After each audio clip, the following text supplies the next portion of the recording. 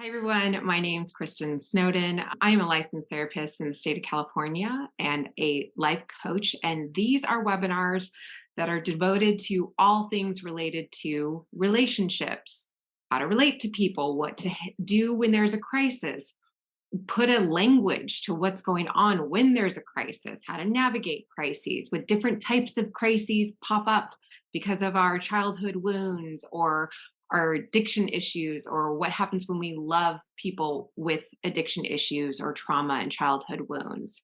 And today we are going to talk about, what does recovery look like?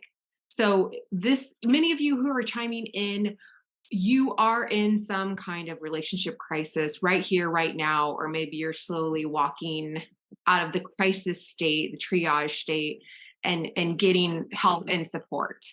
And the question always comes up: how do I know that we as a couple are moving towards a recovery state? What does that look like? And how do I know that my partner who might have been cheating, where there was infidelity, had addiction issues around sexual acting out, substance use, etc., or problematic porn use, things like that, or maybe even just rage issues, a lack of inability to productively expressing and explaining their emotions. How do I know? What are the signs that we or he or she are moving into a state of recovery? So, today we're just going to be kind of talking about those. And also, I have a feeling that Scott and I can have a pretty good discussion about what we've seen in our own experiences, whether we're in the room seeing people move from just doing to new states of being, and what I see in my clinical practice. So let's get this main part out of the way. Expect at first, when your partner gets caught or something blows up in their life that signifies that they have a problem, expect that when they go into a recovery program, that might look like attending AA meetings or some kind of 12-step meetings, going to therapy, going to some kind of support groups, admitting that there's some kind of problem going on in their life. Expect them to first do it to just avoid consequences, because they got caught, because stuff stopped working for them. And I was trying to think of a time where someone actually just came to me or started attending meetings because they realized on their own recognizance, like in their own state, that things just weren't working for them. And I couldn't really come up with one. So meaning it's usually a relational, a legal, some kind of environmental consequence that triggers them to say, oh no, things are out of control, something needs to change. And so often when they get into the recovery state or stage, it's just to avoid that consequence, to appease people, to get everybody off their back. And I want to say that's okay. We can work with that. We can start with that. That's a great starting spot.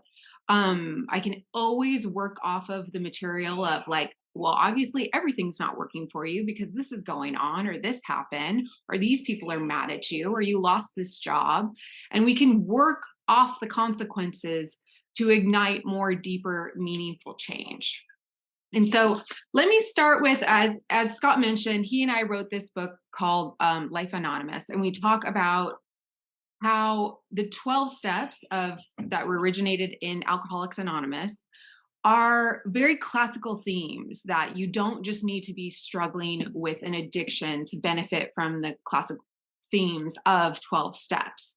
And so Scott writes from his perspective of how he sought change and gained recovery and a new life from working the 12 steps as an addict. And then I talk about it as I worked it, as not identifying that I have a very specific addict problem, but how I can apply those themes to my life in general.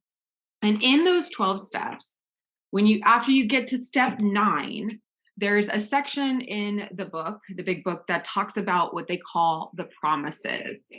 And it says the following: that if essentially, if you working these program, if you work this program, if we're painstaking about this phase of our development, we will be amazed before we are halfway through. We are going to know a new freedom and new happiness. We will not regret the past nor wish to shut the door on it. We will comprehend the word serenity, and we will know peace. No matter how far down the scale we have gone, we will see how our experience can benefit others. That feeling of uselessness and self-pity will disappear. We will lose interest in selfish things and gain interest in our fellows. Self-seeking will slip away. Our whole attitude and outlook upon life will change. Fear of people and of economic insecurity will leave us. We will intuitively know how to handle situations which used to baffle us. We will suddenly realize that God or our higher power is doing for us what we cannot do for ourselves. So that is kind of what I feel like the big book's way of saying what you can expect to feel or experience, or how you can experience like a framework shift and a life change to show up in your life. But I'm going to talk about right now kind of bullet points of, in my years, I have over a decade of working with addicts, with betrayed partners, helping them walk through crisis and try to get to the other side, with or without their partner, with or without their marriage intact. And these are just the things that I see to be signs for changes, signs that are good signs that they are in recovery. Because betrayed partners always ask, I know they're going to meetings or I know they're going to therapy, but how do I know if it's genuine? How do I know if it's real? So let's talk about that. First and foremost, we always see behavioral changes. And Scott and I have talked about that a lot in the book, or just in general, that I think behavioral changes often precede soul changes. You have to kind of act first, and that will help to rewire your brain, gain new perspectives, change bad habits or old habits, and replace them with better ones. So that's okay to have behavioral changes first. And those behavioral changes tend to look like consistent attendance in some kind of support group, AA meetings, etc., active participation in therapy, sustaining some level of sobriety with their acting out problems or their substance abuse issues, and or shorter stints of relapses, shorter periods of time of backtracking and having relapses or slips. Interaction with the people in their recovery groups, their support groups. They're texting them, they're getting phone numbers, they're meeting up with them for lunch, they're doing activities, they're getting a sponsor, they're talking to the sponsor, they're working the steps. These are behaviors. Healthy replacement activities. So instead of going to the bar, I'm going to go to the gym. Instead of going on the internet to scroll for women or porn or something like that, I'm going to read a book or go to a meeting or something like that, or talk to my therapist or talk to my sponsor. When I'm really, really angry, instead I'm going to go for a walk or meditate, something like that. So behavior changes. Another behavior change is that they require less reminders to get the stuff done that they're supposed to get done. A lot of betrayed partners get frustrated that they have to remind them to call their sponsor, remind them to attend the meetings, remind them that a disclosure is coming up and they need to start answering those questions, remind them, of just various things. They don't have to be babysat as much as they used to. Making and keeping promises and commitments. Remember, people who are struggling with addiction, they don't like relationships. They don't want to have intimacy. They want to keep everyone, they have an intimacy disorder. They want to keep everybody here. That way, I'm not exposing myself to vulnerability, hurt, and harm. And I don't have to deal with the yuckiness of the fact that I might fall short of someone else's expectations, hurt, harm, etc. So, if I never make commitments and promises, then I don't ever have expectations for you to be angry with me on. If you don't expect anything from me, then you won't be disappointed. And so it's a really big deal to start making and keeping promises and commitments. I'm going to be home at this time. I will make the commitment to pick the kids up every day at this time. We can do daily check-ins at this time together. I'm going to go to this meeting consistently with this group of guys or girls at this time. Another behavioral change is they start being willing to do uncomfortable things, like all the things I just listed before. Going to those meetings where they might not know people, or, those people are really sick, but I'm going to go to this meeting. I don't have a problem, but fine, I'll go to the meeting. And whatever, but that's very, very vulnerable and uncomfortable to go to a meeting where you don't know anybody, or take a number, or ask a sponsor to sponsor you. These are all behaviors, but nonetheless they precede soul changes. Making friends with people who are those weirdos in the AA meetings or the SAA meetings, but wow, gee, they're actually humans and just people just like me, and suffer and struggle just like me.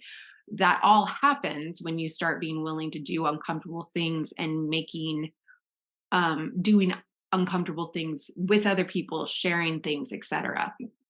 Talking about uncomfortable things, going to lengths to help the partner, your betrayed partner, feel safe.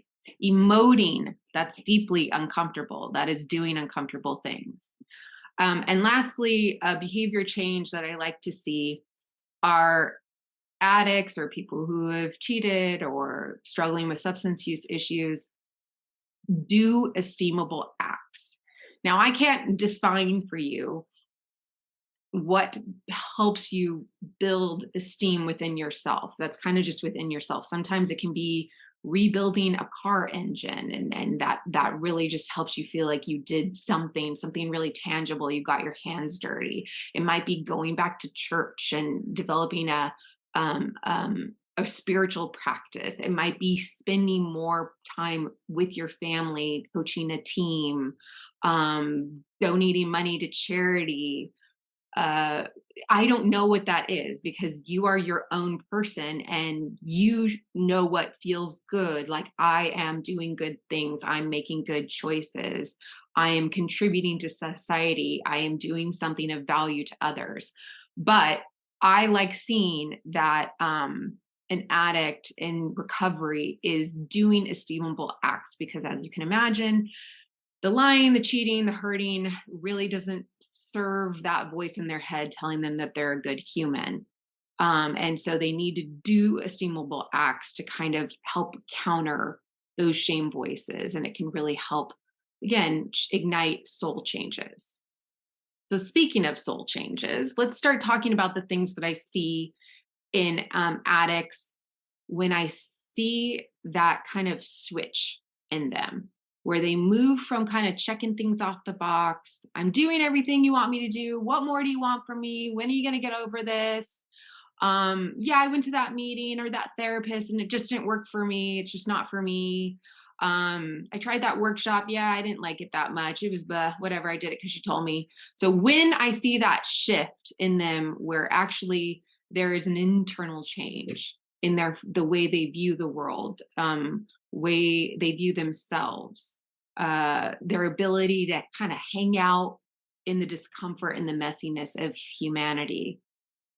So first, I start seeing an increased tolerance for confronting messy feelings within themselves. They might not quite be able to handle what they did to others and sit with someone else's hurt and pain and anger, but they might be able to start off with like, yeah, I realized I didn't feel loved by my dad, or I was really always constantly trying to perform to get his validation and I didn't, or I was just always told, don't cry, toughen up, just perform. Those are messy feelings. And that's a really good sign when I start seeing that, rather than like, my life is perfect, I don't know what you want from me.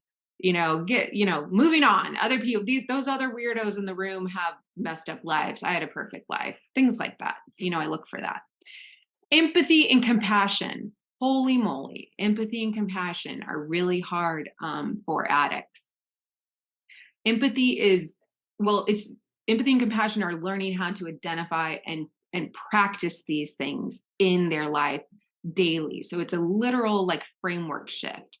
It's where you kind of just, instead of seeing, oh my gosh, she's never going to get over it, or oh man, my boss has it out to get me, or gosh, everybody is just so messed up and the world's so awful. It's a framework shift where suddenly they have empathy, which is the ability to feel with someone. You know, I see that you're sad. I see that you're hurt. I see that you're angry. And they can hold space for that. You know, it's, I can sit with someone's anger because I'm not taking it on and absorbing it, because I've kind of done the work to know what's theirs and what's mine. And then compassion is the daily practice of recognizing and accepting that humans are imperfect, that we suffer, that we struggle, that no one's better or worse than the other one, that people are, you know, doing the best that they can, but you also need to acknowledge other people's emotional and physical limitations and set boundaries around that. It's a daily practice of empathy and compassion. It's not hard to do. Non-addict people struggle with it. So, you know, if you suffer in addiction as well, it's even harder.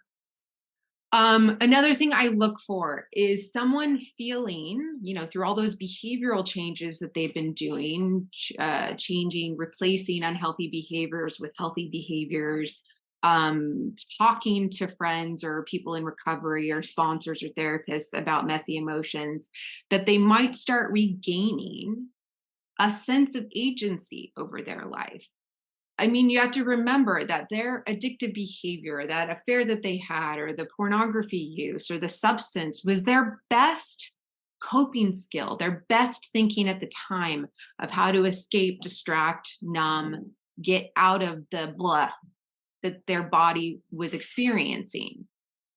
And so I really look for them to start acknowledging the blah, but then also feeling like I have some agency over the blah, the yuckiness, the guilt, the shame, the trauma, the hurt, the vulnerability, the rawness of life, that they don't need to run from it. It's not their enemy.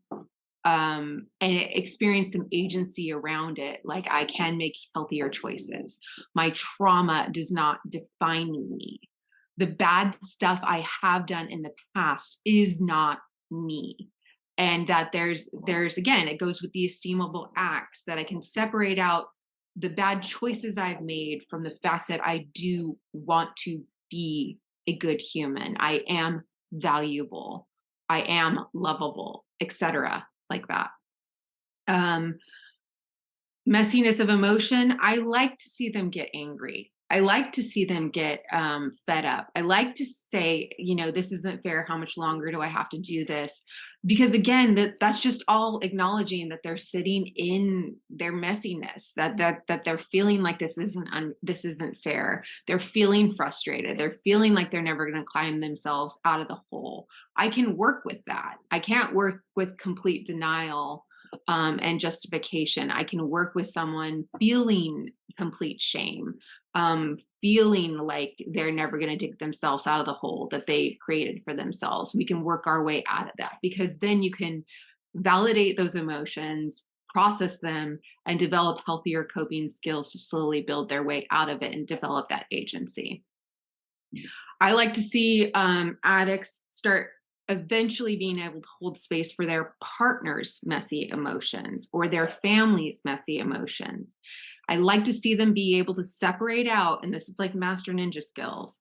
She's sad, and rather than I did this to her, I'm bad, right? I can hold space and say, she's angry.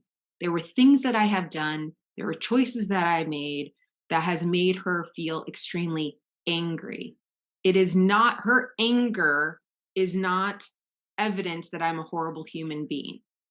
She's a person, right? I'm practicing empathy and compassion. She's a person who's suffering and struggling. How can I help her feel safe? Because she's my partner, Again, master ninja skills, non-addicts struggle with this behavior, with these kind of reactions, but that's what I like to see. The absence of another thing about holding space for the betrayed partner's messy emotions is that the addict knows to go to their therapist or recovery partners for the attaboys, and yeah, you got 30 days sober or you got 6 months sober, because they know I've been doing this to my partner for years and years and years. 45 days of sobriety does not equal he or she's totally stable and happy and everything's good to go. I can get the attaboys from my little cheerleading crowd over here. Right now, my partner's very angry, very hurt, as he or she should be. And I need to hold space for that. There's an absence of blame shifting. So, one of my favorite little communication things that I try to remember is there's an ability to listen, to understand what someone's going through, not to respond or defend it. So, I don't watch porn for 3 hours a day because our marriage sucks. Those are two separate issues. I always have choices. I have agency. I have an ability to make healthy choices around my uncomfortable experiences or feelings or trauma or my frustrations with you. But I choose to do things that are outside my value system, outside my integrity. And I also lie and sneak around and hide those behaviors, and I don't want anyone to know about them, right? So I don't blame shift. I don't say, your anger gives me the right to do X, Y, and Z, or your nagging, is why I do X, Y, and Z. It's not blame shifting. We're holding space for what another person's experience is. Why are you nagging so much? Why do you have so much anger? Well, I don't trust you. Well, you keep doing these things. You're not following through with commitments, etc. I like to see more constructive criticism constructive communication that would come from ability to sit with these messy emotions, right? When you do X, Y, and Z, the story I tell myself is X, Y, and Z. It's a little bit on the behavior side, but I really think that you can't have constructive communication or be present with someone's uncomfortable conversations unless you have a soul change where you're not willing to take their stuff on as I'm bad, I'm wrong, I need to defend myself. And I can just do more of like, all right, my job's to listen. This is my partner. How can I help that person feel safe? I'm not responsible for them feeling safe, but I can certainly take feedback in and I can help create a level of safety. And there's also an accountability and responsibility in everything that they do, there's an understanding, a past and a present understanding of guilt versus shame, right? It's this guilt is I have the ability to make bad choices. Shame is I am a bad person. I am just inherently flawed and that makes me worthless or valueless. Guilt, if I focus in on the guilt, how I could have made better choices, how I could have showed up differently, how I could use better coping skills, that allows me to stay more accountable and responsible for my side, right? We hear a lot in the rooms, the keeping my side of the street clean. And to finish, the number one sign that I see when there's a significant shift in someone in recovery is this humbleness and surrender that kind of takes over. I've had clients where, they're going to a bunch of meetings, they're going to a bunch of therapists. I'm saying, oh, well, try neurofeedback. They try neurofeedback. Oh, try this trauma therapist. Oh, try this sober coach. And they are dipping their toe in every one of those things, right? They're doing behaviorally all these things, but there's no follow through. There's always like, I'm on the outside looking in. There's no connection with those people. There's just a lack of humbleness. And what it is this, I think Kevin McCauley makes a really, explains this beautifully, which is that addicts have a reward system disorder.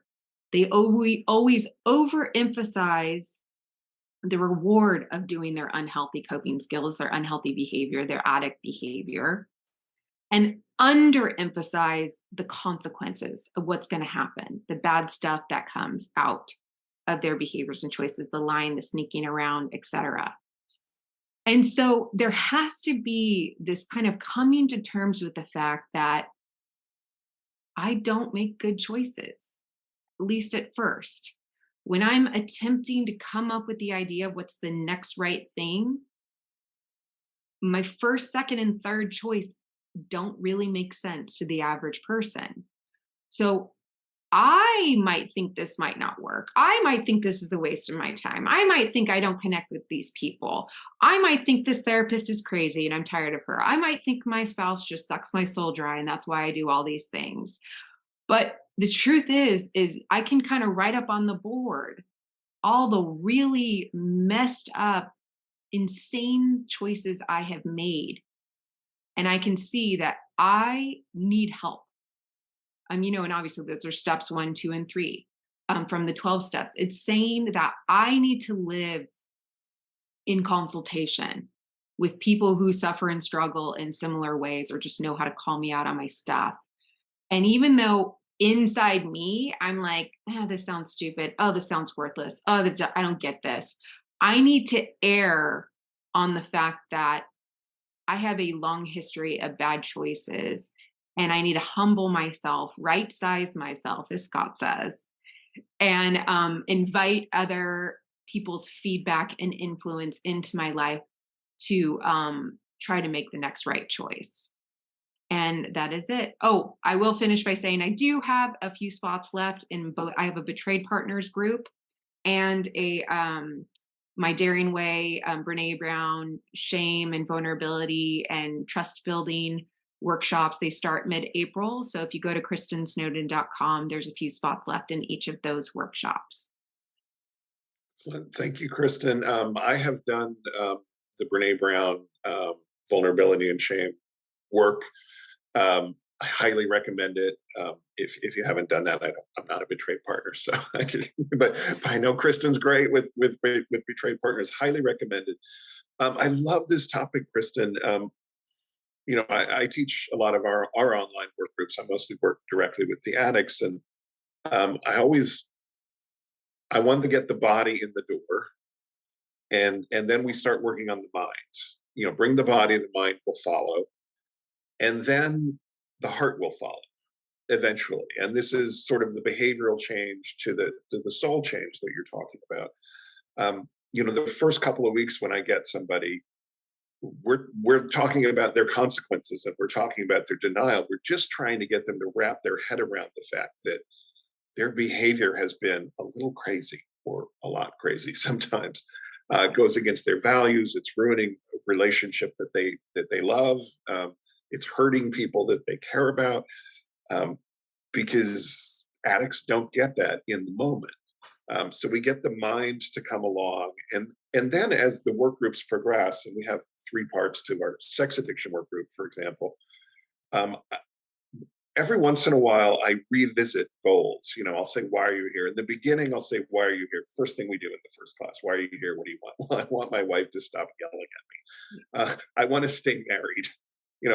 I want my consequences to go away. And as we progress, the goals start to change. They start to be, I want to be present in my relationship. They talk about, I was at my kid's game, but I really wasn't there. I was in my head fantasizing, or we went on this trip but I was thinking about something else. They say, I want to be present, I want to be honest, I want to have some integrity.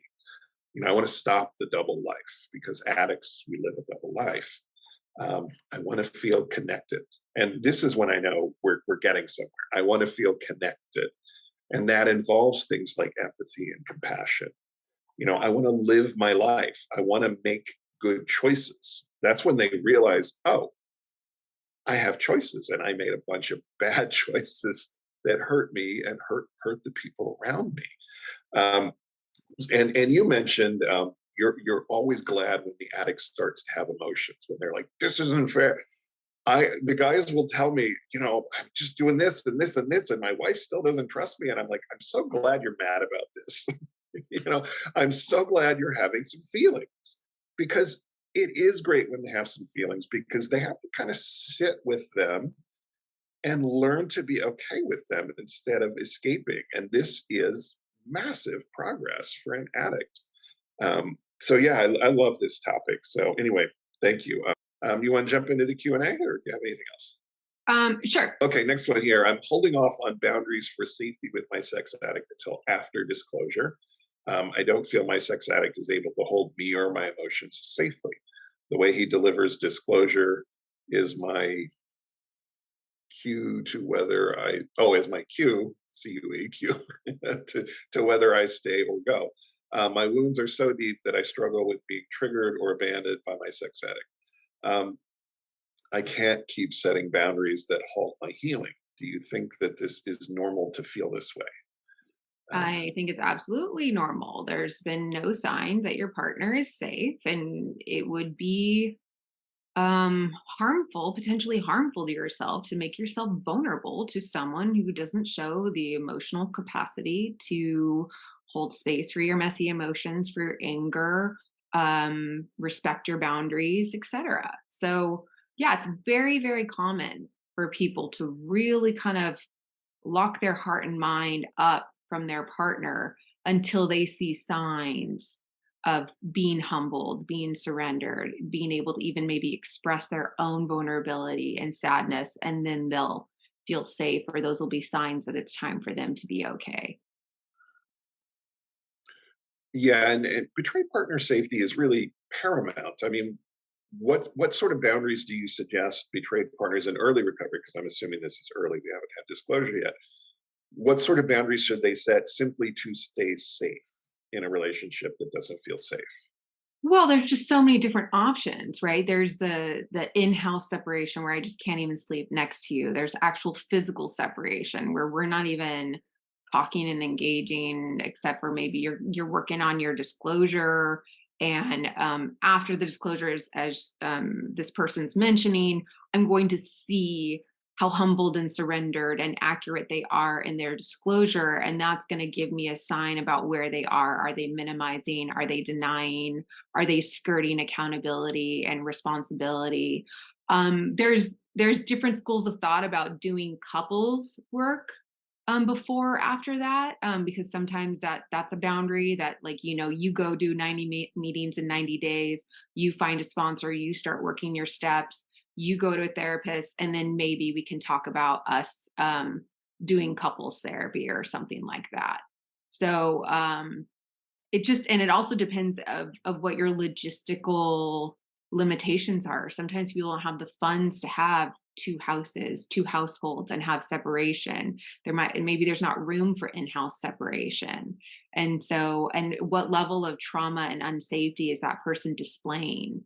But I always encourage betrayed partners, which is why I have all these workshops, for them to always be doing their own work, have a place and space that's safe for them to candidly share about what's going on in their life, their hurt, their pain, and not needing to worry about kind of the average person around them at the PTA meeting being like, egads, why don't you leave that monster? If they're around a bunch of other betrayed partners, they can share their story and experience empathy and compassion, someone hurting and suffering and struggling with them, rather than like, ooh, that's terrible, I hope that never happens to me. So that's what I look for. Do people say egads at I say it. I just said it right now. I love it. Okay, this one's from an addict. 6 months in, doing step 5. He's done 90 at 90, out of the doghouse group and more. 90 at 90 is 90, 12-step meetings. I can see me on the positive side of much of your checklist. Good. Last week, however, I failed to call when I said I would, and then failed to call and apologize when I realized. I'm told now that this is like starting over, and she sees zero progress. I'm not looking for attaboys, but is perfection required as a measure for change? This is a great question. It is. And I want to say, I'll give you an attaboy. You're here. You are sharing. You're being honest and sharing, again, speaking of accountability and responsibility, where you fell short, what you could have, would have, should have done better. And hopefully the sting of that will remind you that you can do better in the future. You're doing your best, but there's room for improvement, holding space for those two dichotomies. Um, as far as your partner goes, having a really strong response to it, hopefully the answers I was just talking about, that PTSD and that really strong physiological response that previous commenter had. Know that your partner might be coming partly from that space, right? A very like, you not calling, you not doing this thing makes me feel like I'm right back to zero again. I'm not sure if that is the absolute truth. It might be in that moment that person is extremely triggered, extremely hurtful, and that survival brain in her is just saying, see, this is proof. Don't trust this person again. Don't bring them back into your life. They're very dangerous, because that part of her brain is invested in just keeping her alive. Maybe if you continue to show more of your honesty, transparency, accountability, I want to help you feel safe. How can I make amends for what I've done? Which, by the way, you're doing it. Hopefully that will help calm her nervous system. But you are, again, on paper, step 5, over 90 meetings in 90 days, doing the men's groups, owning where you've fallen short. That's like slow clap. It does sound like you are doing all the right things. It is going to take a lot of time, though, for your partner's nervous system and trauma wiring to reset and invite in the idea that you may truly be able to be a safe person. And this is one of those things where, I will say, I'm so glad you're having this experience because you're getting to sit with the discomfort. It's part of your recovery, and that's awesome. Yeah, well said, Scott. Well said. Yeah, and reaching Hang out in there. I see positives in all of this yes, right now. yeah, reaching out in a safe space to us is exactly the right thing to do here. So good for you. Okay, let's try and get one more here in. My spouse said that I think it's okay for me that I have sex. By the way, it is. But he gets angry, but I get angry if he wants to meet that need elsewhere. Yeah, you should. He has looked at porn often on our entire marriage. He's sober for 6 months and says he is no longer an addict. Okay. I see this as a veiled threat. Am I being too sensitive? Or is this exactly what I'm seeing? He also said I should stop listening to everyone else. Oh my God. So I stopped counseling, workshops, etc. I know he is manipulating, but find it hard to break free of it after 43 years. Well, you can tell where my head is. I'm on your side. Kristin, please help. Yeah, I mean, it sounds like you have a great language for the BS that's happening because you were going to counseling and workshops. So, I hear in you this extreme cognitive dissonance. I love that parts work, the internal family system stuff. So what I hear are two battling people inside you. A part that's like, he is my partner. I have no intentions of leaving. I got to figure out a way to make this work. I'm going to cohabitate with him. So am I the crazy one? Should I listen to him and be okay with him stepping outside our marriage, stop counseling, workshops, etc.? And then this other side of you that's like, heck no, it is not okay that he's doing this. It's not okay he's saying this. I need to go listen to other people because this is pure insanity that's happening right now. And I want you to go speak those different parts out in a safe space, whether it's going to a codependence meeting, whether it's going to Wheatong Glen or to one of my workshops or to someone else's groups. But you need to speak out these parts, these conflicting parts in you. And because it's just gonna suck your soul dry. Yeah, I just want to reiterate. It is, if you don't feel safe or want to have sex with him, don't. That's number one. Number two, if he says he wants to get the need met elsewhere, feel free to get angry. Um, and that includes pornography. Pornography is a betrayal in most relationships. Are you being too sensitive? No, absolutely not. And the fact that he's telling you to stop listening to other people you're right. That is manipulation. And you don't have to put up with that. You can stay in your relationship. I mean, it is okay to love somebody who is engaging in these behaviors, but you also get to set boundaries and protect yourself. Mm. And you are not off base here. I mean, if I was you, I would be feeling exactly what you're feeling. Um, and I'm so glad you were able to get this question and hear from Kristin and me that, yeah, you're on target, and he is way off target. Okay, we are out of time. There's a couple questions left. One of them is follow up. So there's actually one more question. Do you want to do one more? Or are we out of Sure. time? I started late, so let's try Okay. again. I am deeply afraid that during this time of recovery that my husband is feeling the fallout and the shame so deeply that is making him feel resolved that he will not act out again. And during this time, he has not been going out to experience his acting out triggers. I'm not sure. I'm assuming this person is saying they are afraid that so much shame will cause them to go out and act out. That's kind of what I'm Okay. assuming. I would imagine that's what I would be deeply afraid of, is that all this recovery is going to be so brutal and the shame is going to be so brutal that it will cause them, the addict, to act out and go out and act on his triggers. That's how I'm reading it. Yeah. And Um, this is why addicts need support from other recovery addicts and right. from professionals like Kristin It to walk is. through this. It is recovery is brutal. You are acknowledging all the harm and messed upness. And like I said, even about that humbleness and surrendering, you are owning your best thinking. Like the only thing you have to like survive in this world is your brain and your framework for this world. And I'm telling you, it's messed up. You are like messed up and you need help. You need to start airing on other people's feedback influence, because this thought process is like no bueno right now. It doesn't mean that it can't get rewired and fixed and improved upon, but that's very, very scary and uncomfortable for someone to come to terms with that. And there is a lot of shame, but those are all things that can get rewired. There's a shame resiliency practice. There's trauma recovery systems that you can put in place.